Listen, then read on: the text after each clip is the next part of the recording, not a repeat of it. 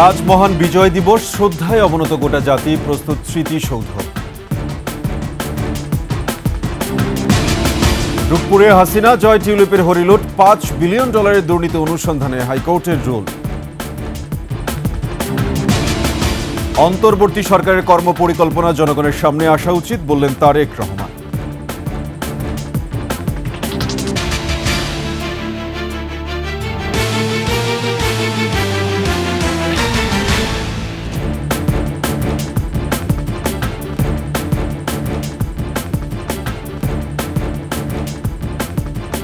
শুনছিলেন সংবাদ শিরোনাম। আমন্ত্রণ ২১ সংবাদের সাথে আছে আমি সাব্বির আহমেদ।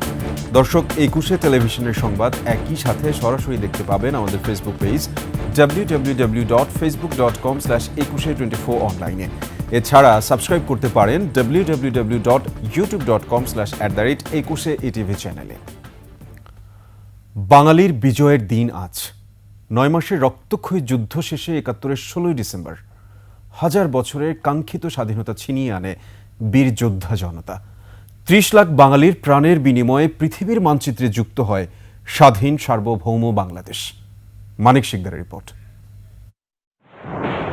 ২৪ বছরের দখলদারি আর শোষণের পর দীর্ঘ ৯ মাস ব্যাপী গণহত্যা ও ধ্বংসযজ্ঞের শিকার বাংলার ভূখণ্ড আর জনগণের জন্য ঐতিহাসিক একটি দিন ১৬ ডিসেম্বর ১৯৭১। বাঙালির অবিসংবাদিত নেতার মুক্তির আহ্বানস্থলেই পাকিস্তানের ৯৩,০০০ সেনা আত্মসমর্পণের মধ্য দিয়ে সূচিত হয় এক মহাকাব্যিক আবেগঘন মুহূর্ত। সেই সাথে চূর্ণ হয় পাকিস্তানিদের দম্ভ অহমিকা। এর আগে চট্টগ্রামের কালুরঘাট বেতার কেন্দ্র থেকে বিশ্বব্যাপী ছড়িয়ে পড়ে স্বাধীনতার ঘোষণা। পৃথিবীর ইতিহাসে স্বাধীনতার জন্য এত বড় গণহত্যার ঘটনা বিরল। পাকিস্তানি সেনা কর্তৃক নিরস্ত্র বাঙালি নারী পুরুষ নির্বিশেষে অকাতরে জীবনের বিনিময়ে এই বিজয় পায় বাঙালি।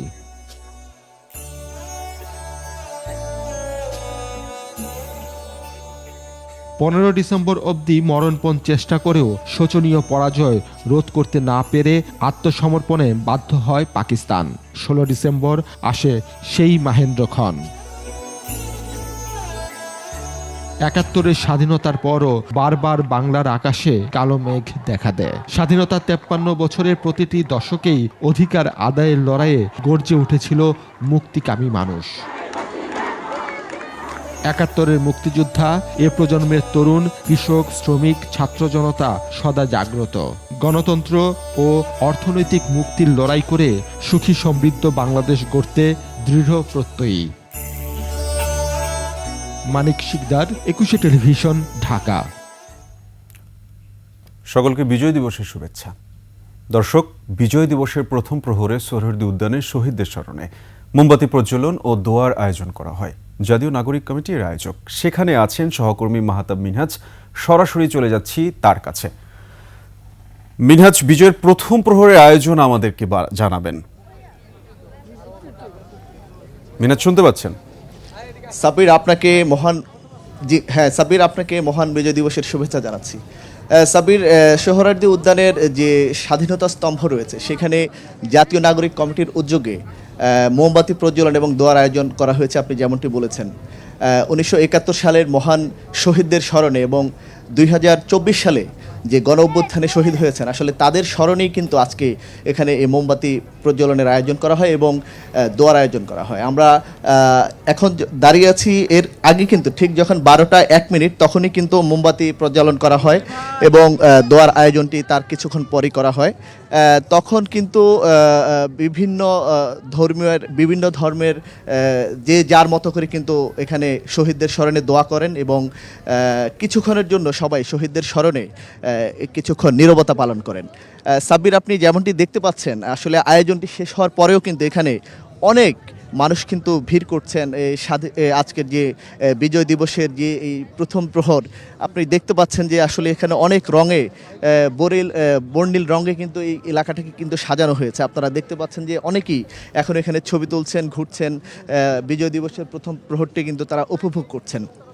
সাব্বির, আপনাকে একটু জানিয়ে রাখি, আমরা যখন এখানে আসি তার আগে কিন্তু আমি বিশেষ করে রাজধানীর বিভিন্ন অঞ্চলে আমি ঘুরেছি। আসলে আজকে মহান বিজয় দিবসের যে প্রথম প্রহর উপলক্ষে আসলে আমরা দেখেছি পুরো রাজধানীকে কিন্তু বর্ণিল রঙে কিন্তু সাজানো হয়েছে।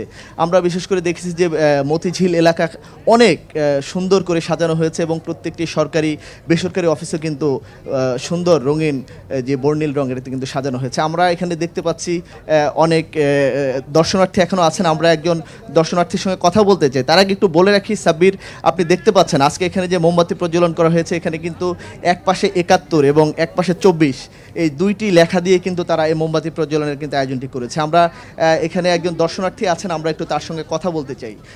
আপনি আজকে যে মোমবাতি প্রজ্বলন এখানে এসেছেন, আপনার কাছে কেমন লাগছে, আপনার অনুভূতিটা আমাদেরকে জানাবেন। আমি যদি বলতে চাই একদম প্রথম থেকে, তাহলে হচ্ছে আগের বছরগুলোতে আমাদের হচ্ছে বিজয়টা আমাদের কাছে বিজয় মনে হয়নি। ১৬ই ডিসেম্বর আমরা সেভাবে উদযাপন করতে পারিনি। এটা একটা রাজনৈতিক দলের কুক্ষিগত করে রাখা একটা বিজয় ছিল। তো এই বছর হচ্ছে জুলাইয়ের যে বিজয়, আমাদের জুলাই ৫ই আগস্ট আমরা যে বিজয় অর্জন করেছি, সেই বিজয় আর ১৬ই ডিসেম্বরের বিজয়, দুটো বিজয় আমাদের কাছে একসাথে হয়ে আমরা খুবই আনন্দিত এবং আমরা সেটা শহীদদের খুবই শ্রদ্ধা ভরে স্মরণ করছি তাদেরকে। আপনাকে অসংখ্য ধন্যবাদ। সাব্বির, যেমনটি শুনেছেন, আসলে আমরা এখানে আসার আগেও কিন্তু অনেক মানুষের সঙ্গে আমরা কথা বলেছি, বিভিন্ন বয়সী, বৃদ্ধ থেকে একেবারে শিশু, সবার মধ্যেই কিন্তু আমরা দেখেছি এবারের যে বিজয় দিবস, এটাতে আসলে অনেকেই কিন্তু উচ্ছ্বাস প্রকাশ করছেন যে এবারের বিজয় দিবসটি কিন্তু অন্য যে কোনো বারের চেয়ে একেবারেই আলাদা। তো এ ছিল এখান থেকে আমার কাছে সর্বশেষ। সাব্বির। মিনাজ, আপনাকে ধন্যবাদ।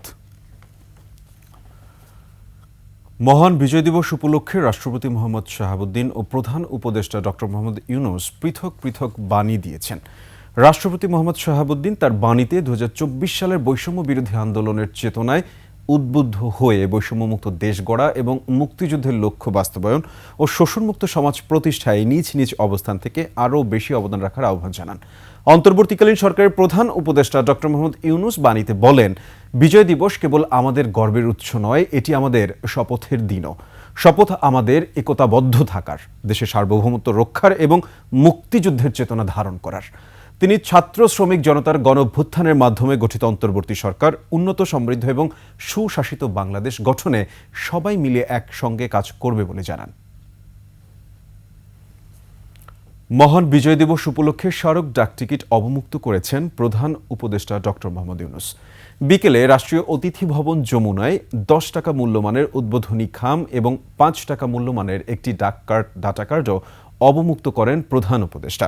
এ সময় ডাক ও টেলিযোগাযোগ উপদেষ্টা নাহিদ ইসলাম প্রধান উপদেষ্টাকে একটি স্মারক ডাকবাক্স ও natural beauty and wild life শিরোনামে একটি বই উপহার দেন।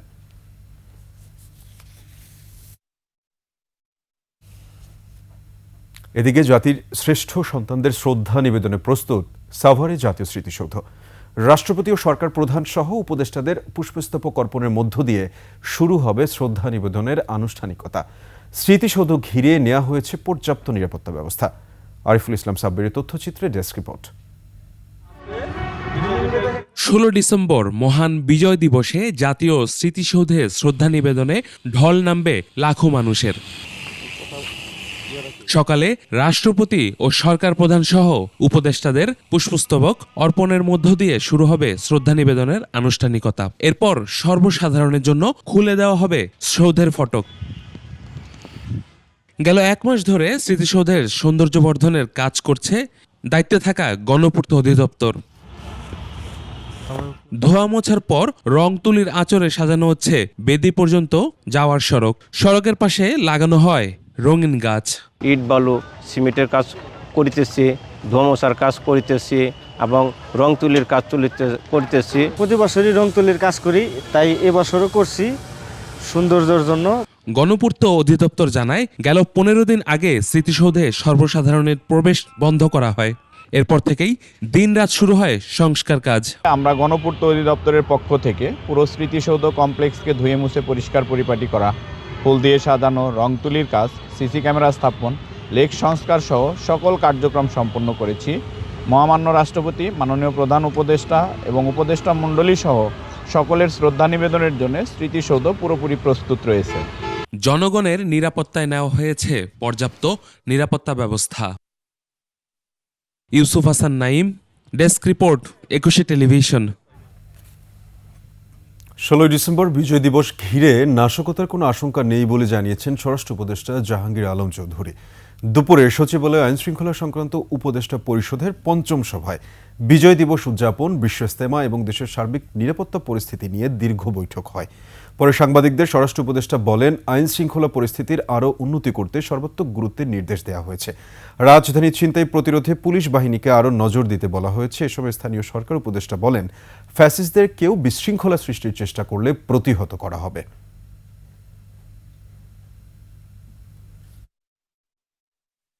যে কোনো পরিস্থিতিতে আইন শৃঙ্খলা আরও উন্নতি করতে হবে এবং 25শে ডিসেম্বর 31শে ডিসেম্বরে কোনো ধরনের আমাদের কাছে কোনো ধরনের কোনো খারাপ কোনো কিছু নেই। অন্যান্যবারে যেভাবে হয়েছে এবারও এইভাবেই হয়েছে। বিগত ফ্যাসিস্ট সরকার যারা বাইরে আছেন এবং এখনও নানাভাবে বিভিন্ন গোষ্ঠীকে উস্কানি দেওয়ার চেষ্টা করছেন, বিভিন্ন জায়গায় ফান্ডিং করছেন এবং মিছিল করার চেষ্টা করছেন। আপনারা দেখেছেন গতকালকেও কয়েকজনকে অ্যারেস্ট করা হয়েছে এবং দেশকে অস্থিতিশীল করার ষড়যন্ত্র করে যাচ্ছেন। যাদের ব্যাপারে যাদের নামে মামলা আছে, সুস্পষ্ট অভিযোগ আছে, তাদেরকে গ্রেফতার করা হবে। রূপপুর বিদ্যুৎ প্রকল্পে সাবেক প্রধানমন্ত্রী শেখ হাসিনা ও তার পরিবারের সদস্যদের 5 বিলিয়ন বা 500 কোটি ডলারের দুর্নীতির অভিযোগ তদন্তে দুদকের নিষ্ক্রিয়তা নিয়ে রুল জারি করেছেন হাইকোর্ট। বিচারপতি ফাহমিদা কাদের ও বিচারপতি মুবিনা আসাফের হাইকোর্ট বেঞ্চ এ রুল জারি করেন। শাকার আরজু রিপোর্ট। আগস্ট মাসের মাঝামাঝিতে সাবেক প্রধানমন্ত্রী শেখ হাসিনা রূপপুর পারমাণবিক বিদ্যুৎ কেন্দ্র থেকে 500 কোটি ডলার আত্মসাৎ করেছেন বলে তথ্য প্রকাশ করে গ্লোবাল ডিফেন্স কর্প নামের একটি ওয়েবসাইট।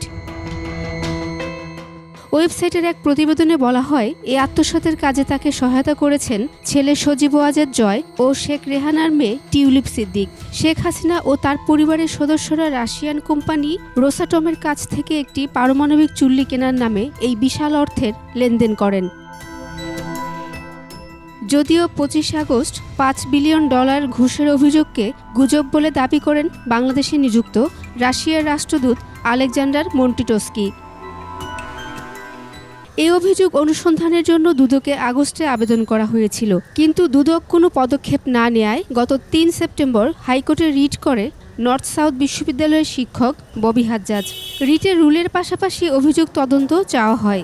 রূপপুর পারমাণবিক বিদ্যুৎ কেন্দ্র যাতে রাশিয়ান গভর্নমেন্ট এবং একটি রাশিয়ান কোম্পানি রোসাটম জড়িত আছে, এর সাথে শেখ হাসিনা, শেখ রেহানা, টিউলিপ সিদ্দিকি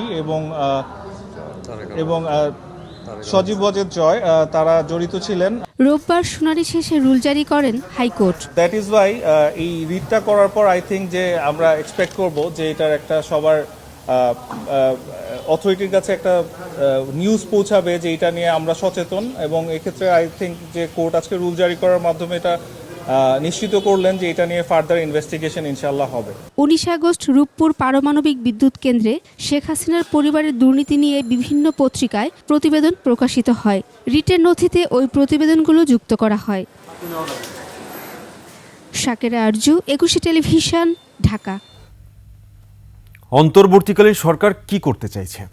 রাষ্ট্র মেরামতে তাদের কত দিন প্রয়োজন তা জানার অধিকার জনগণের আছে, এমন মন্তব্য করে বিএনপির ভারপ্রাপ্ত চেয়ারম্যান তারেক রহমান বলেছেন, তাদের কর্মপরিকল্পনার রোডম্যাপ জনগণের সামনে আসা উচিত।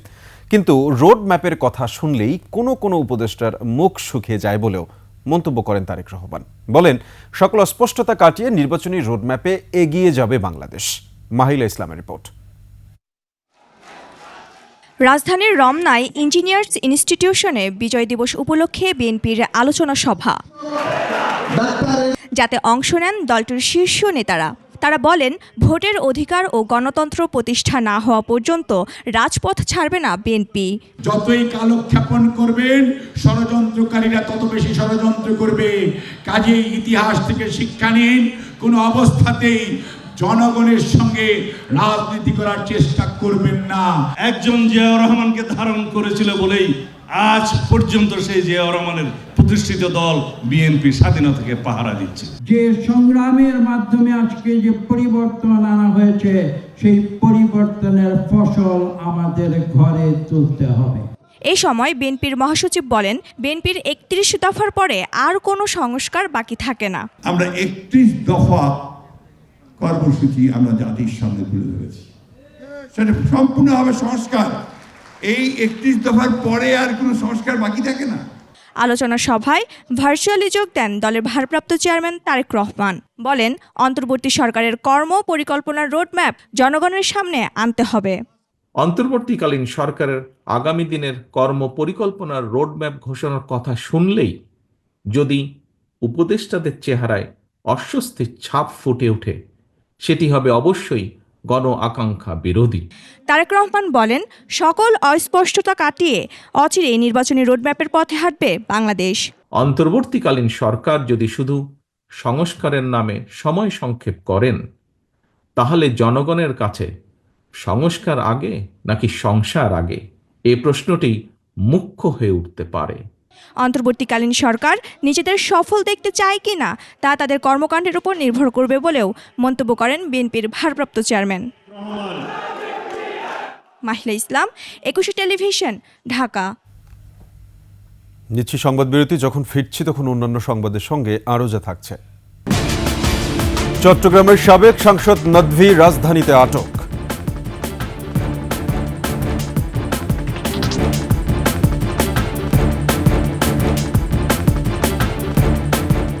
আমন্ত্রণ আবারও 21 সংবাদে। রাজধানীর উত্তরা থেকে আটক হয়েছেন আত্মগোপনে থাকা চট্টগ্রাম 15 আসনের সাবেক সংসদ সদস্য ডক্টর আবু রেজা মোহাম্মদ নদভী। রোববার রাজধানীর উত্তরা থেকে তাকে আটক করে ডিবি পুলিশ। ঢাকা মেট্রোপলিটন পুলিশের উপ কমিশনার মোহাম্মদ তালেবুর রহমান বিষয়টি নিশ্চিত করেন। আবু রেজা মোহাম্মদ নদভী 2014 এবং 18 সালে জাতীয় সংসদ নির্বাচনে আওয়ামী লীগের প্রার্থী হিসেবে চট্টগ্রাম 15 আসন থেকে সংসদ সদস্য নির্বাচিত হন। ধর্ম মন্ত্রণালয় সম্পর্কীয় সংসদের স্থায়ী কমিটির সদস্য ও বাংলাদেশ ইসলামিক ফাউন্ডেশনের গভর্নরও ছিলেন নদভী। সোশ্যাল ইসলামী ব্যাংক, ইউনিয়ন ব্যাংকের শরিয়া বোর্ডের চেয়ারম্যান এবং অগ্রণী ব্যাংক লিমিটেডের শরিয়া বোর্ডের সদস্য আবু রেজা মোহাম্মদ নদভী। এছাড়াও তিনি international Islamic relief organisation Bangladesh শাখার নির্বাহী কমিটির ভাইস চেয়ারম্যান ও সৌদি আরবের রিয়াদস্থ ইন্টারন্যাশনাল লিগ ফর ইসলামিক লিটারেচারের সদস্য হিসেবে দায়িত্ব পালন করেছেন। এই সাথে শেষ করছে 21 সংবাদ। যাওয়ার আগে সংবাদ শিরোনামগুলো আরও একবার। আজ মহান বিজয় দিবস, শ্রদ্ধায় অবনত গোটা জাতি, প্রস্তুত স্মৃতিসৌধ। রূপপুরে হাসিনা জয় টিউলিপের হরিলুট, $5 বিলিয়ন দুর্নীতি অনুসন্ধানে হাইকোর্টের রুল।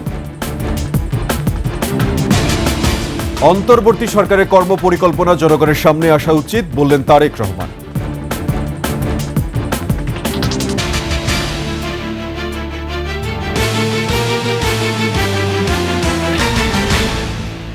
দর্শক, সর্বশেষ সংবাদ জানতে ডায়াল করুন 202 নম্বরে আর ভিজিট করুন 21-tv.com এই ওয়েবসাইটে। ফেসবুকে ভিজিট করতে পারেন www.facebook.com/2124 অনলাইনে। এছাড়া সাবস্ক্রাইব করতে পারেন www.youtube.com/@21tv চ্যানেলে। এতক্ষণ সঙ্গে থাকার জন্য সবাইকে ধন্যবাদ। পরবর্তী সংবাদ দেখার আমন্ত্রণ রইল। 21-এর সাথেই থাকুন।